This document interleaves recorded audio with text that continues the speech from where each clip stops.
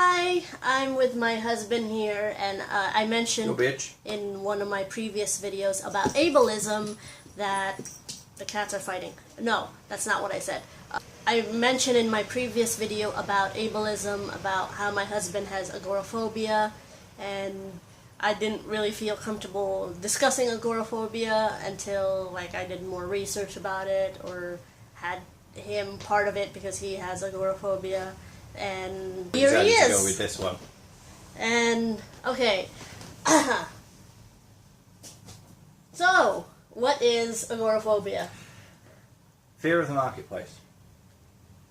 In a literal translation, it comes from the Greek agora, which was which meant marketplace, which was the main meeting place back in ancient Greece. So it was the only place where other people would be. And generally people who were agoraphobic wouldn't want to go to the marketplace. It's only more recently that we've come to understand that it's not so much meeting people in general, it can be socializing, which is more the problem I have, but it can also be as simple as not being able to leave a building, which is the net result of it tends to be that people stay inside and avoid, because they're avoiding people, so you don't want to go outside because that's where people are. But some people, it's the outside part that bothers them. Other people, like myself, it's more the being around people. So I have the same problem when people are coming into my home. So, about sums it up. Very loosely speaking. Okay, so would you say that it's social anxiety or a form of social anxiety? In my case, yes. In most cases, not so much. Because the thing with social anxiety is it's not avoiding being outside, it's avoiding large people, it's avoiding meeting people. Whereas people who with full-blown agoraphobia go to the extreme of not leaving the house. So, when did you realize you were agoraphobic, or did somebody have to label you as agoraphobic? I don't know. I was always a little bit withdrawn around people. It just became more and more prevalent as time went by. It was around 2003, 2004? No, a little bit later than that. About 2006 when I finally realised, because I was saying that I telling somebody, the last time I went out was about a week ago, and as they pointed out, no, it was more than 6 months. Oh. But in my head, it felt like it had only been a few days, a week, and I realised I had not left the house at all for any reason for more than 6 months. That's when I knew it was more than just not wanting to be outside. At that time, was somebody doing the shopping for you, or you were living with somebody? Yeah, with my ex-partner, the one I have the baby with. Ah, okay. She was doing all the shopping. Okay. And she didn't mention to say anything until 6 months later. I thought that was kind of strange. Because people already act weird or are concerned after you haven't left the house for a week. Well, she'd mention it, but it never really became a problem until I said, it was a couple of weeks ago, and she said, no, it'd been 6 months, and I realised it had been. Before that, it had never really occurred to me. So, you get money from the government right now because of your condition, your disability, and can you discuss with the audience how you were able to get that and any problems you faced? With great difficulty.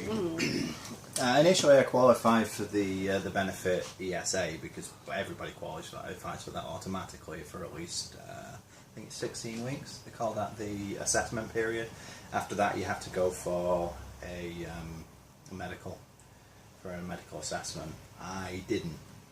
2 years, didn't go for that. And I kept, obviously they wanted to know why, so I was suspended and I had to send in supporting evidence from the doctor.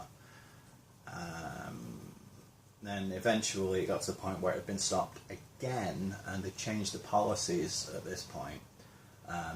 It wasn't a case of you send in the paperwork and they assess it within a couple of weeks. Or it was at the time, it's a year and a half ago now. You sent in the paperwork, they'd acknowledge receipts of it, somebody would look it over and get back to you within 2 weeks. They then forward it on to somebody else who would spend more than a month assessing it before getting a decision. You'd then have to wait a couple more weeks, regardless of the decision, whether you got more money or not. But I was very fortunate on this occasion because it was only a couple of months after figures had come out showing that over 100,000 people had died as a result of sanctions like that, whilst trying to receive disability benefits or sickness benefits, whatever you want to call them. So I was very fortunate that the government was backpedaling a lot and trying to make up for the fact that there are still 100,000 people dead. In a population of 80 million, that's more than 1% of the population, of the entire population. Bearing in mind that's 1%, that 1% consists entirely of the most vulnerable people in the country. That's a lot of dead people. I don't want to trivialise that in any way. I'm extremely thankful in a way because that allowed me to not have to deal with the same problem, but that doesn't change the fact that a lot of people are dead. Mm-hmm. Anyway, they were trying to make up for that, so I got a call from them saying that it had to be assessed, and then a couple of days, no, the same day actually, somebody else phoned me up and said, I've had a look at this myself, and I can put it back on for you. Mm-hmm. And I was like, great, fine, sorted, it's all done now. I was getting just over £60 a week, which is peanuts, but it was enough for me to pay my bills and eat, so I was comfortable enough with that. A few days later, I was checking my bank balance and spotted £6,300 in there, and I was like, snack? I didn't do anything about it. I thought, this has to be a mistake. There's something wrong here. And about a week after that, I got almost a week after that, I got a letter confirming that they'd reassessed it. They'd put me onto the higher rate, backdated it for those 2 years of appointments I missed, and they'd given me over £6,000. And I remember walking upstairs, made it into the middle of this room, and I just sort of fell on the floor and lay there for a bit. Mm-hmm. Then, a couple of days after that, I got another £2,000 from DLA. PIP it's now called. Disability Living Allowance is what they used to get. The ESA is for people who are unwell. DLA and PIP is for people who are living with a disability. ESA is only paid to those who are not working. Employment and support allowance. I don't know why it's called employment and support allowance. I would have thought it would make more sense to just be employment support allowance. Anyway. And then there's DLA, which is for people who are living with a disability. So you keep that, even if I was to go to work, I'd still get that. Or PIP, as it's now called, Personal Independence Payments. Because the idea is that's money paid specifically to help you deal with your disability. For example, if you have multiple sclerosis, you need wheelchair, you need wheelchair access, you need changes to your house, like a stair lift and that kind of thing. Mm. So yeah, I got that as well.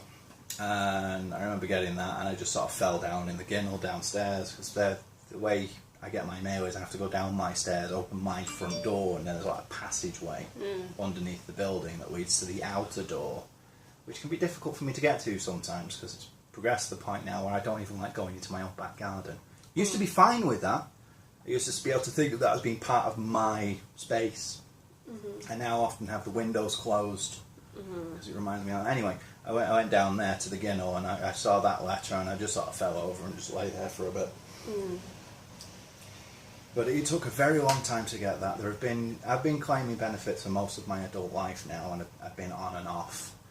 And the reason all this started is because I was on the higher rate ESA about 5 or 6 years ago.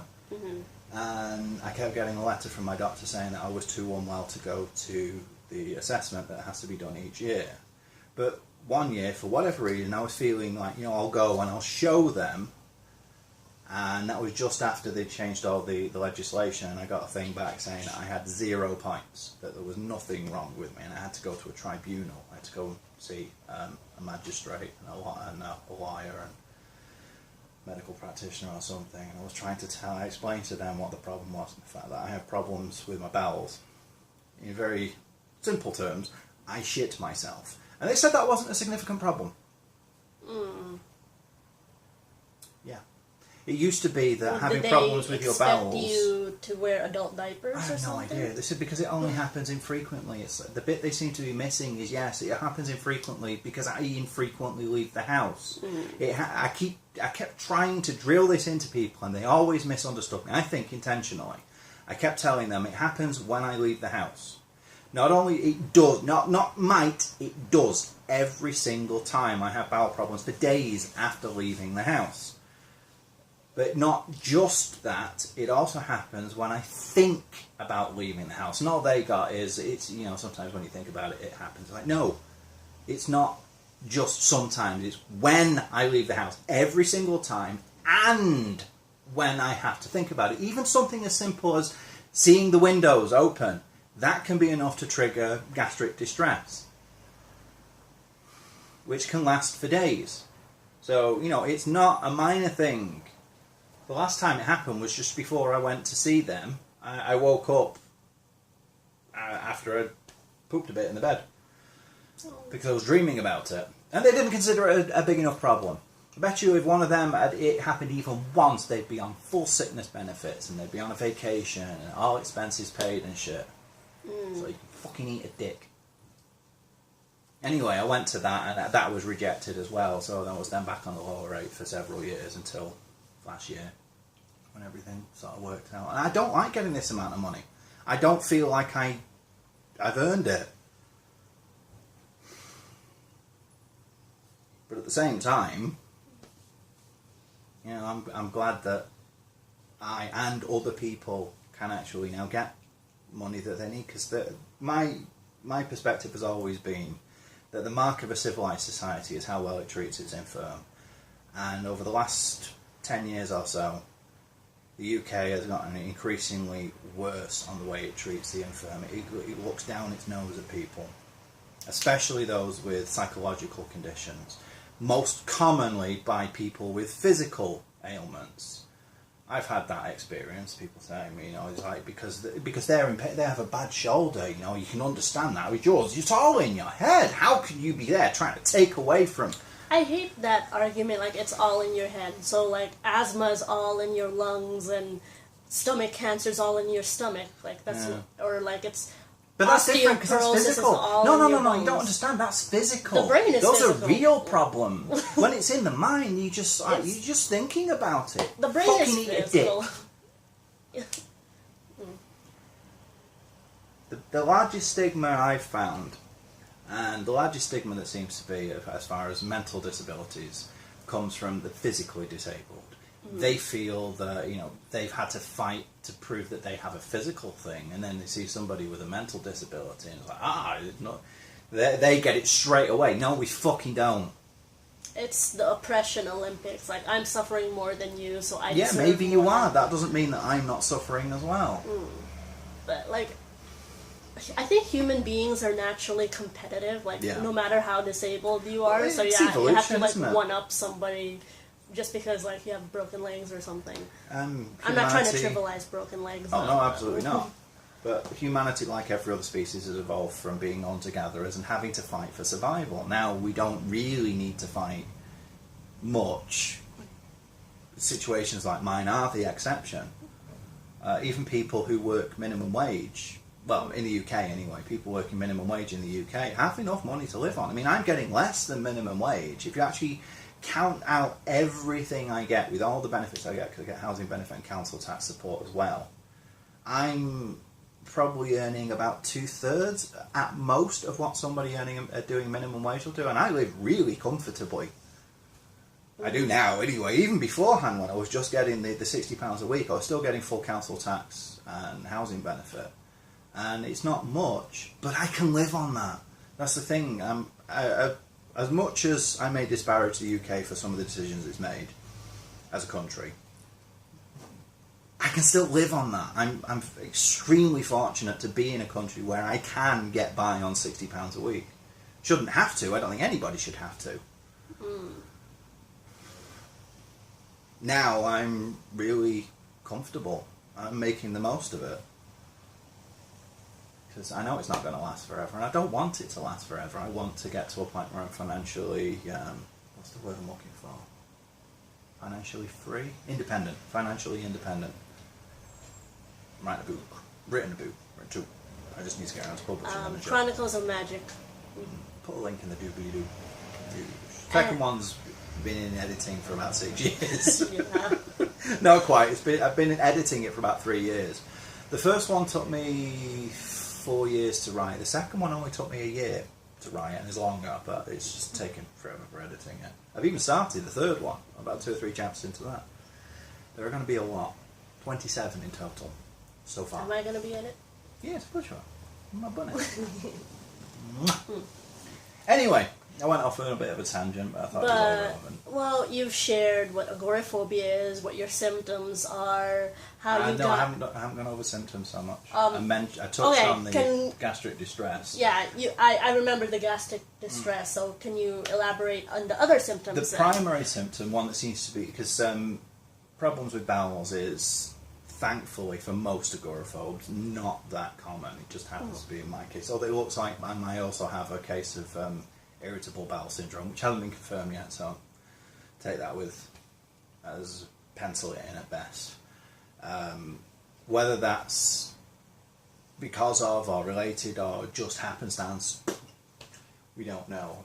The primary symptom that people with agoraphobes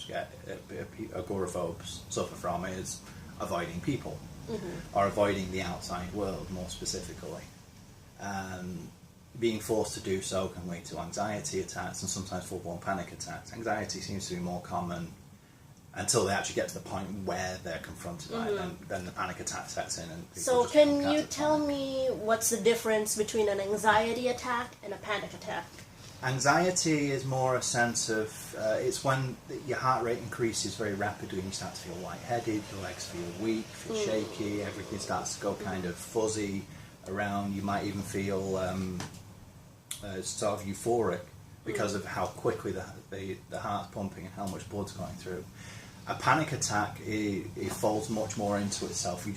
You shut everything out. You stop hearing. People have been known to curl up into a ball and start rocking, put their knees to their chest.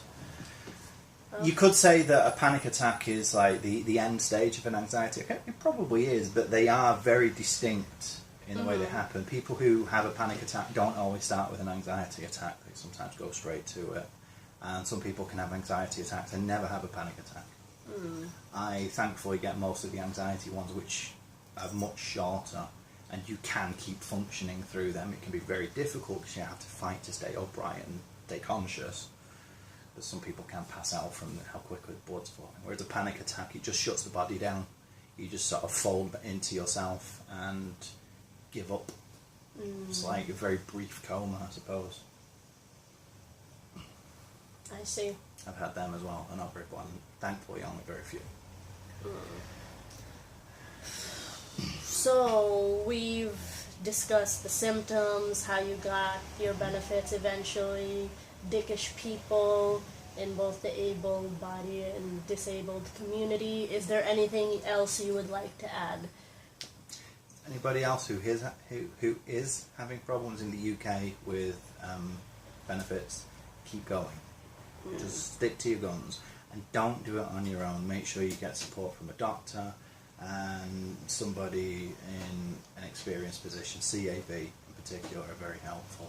But there's not just them. There's also welfare rights. Even go to an actual solicitor if need to be, but just don't give up. And if you know anybody who's struggling to do it on their own, just a kind word can make all the difference. So they know they're not alone. Because it is a hard slog. To everybody else, stop being a dick and assuming that everybody's trying to get a free ride. So that was very informative, and I hope so.